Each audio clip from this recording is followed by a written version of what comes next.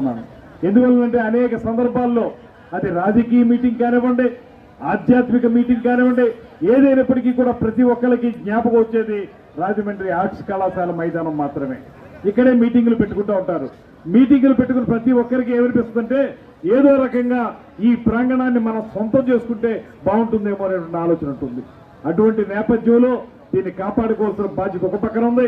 దాంతోపాటు ఇంతకుముందు రాఘవేంద్రరావు గారు చెప్పినట్లుగా ఏదైతే స్పోర్ట్స్ స్కూల్ అన్నారో, అదేవిధంగా ఇతరత్ర అంశాలు ఏదైతే మీరు చెప్పారో వీటన్నిటిని సింథటిక్ కోర్ట్, సింథటిక్ ట్రాక్, ఆ ట్రాక్ ఏర్పరచాలనేటువంటి మాట ఏదైతే చెప్పారో ఈ రెండింటి విషయంలో ఖచ్చితంగా మన క్రీడల మంత్రి రాంప్రసాద్ రెడ్డి గారు నాకు మంచి స్నేహితులు.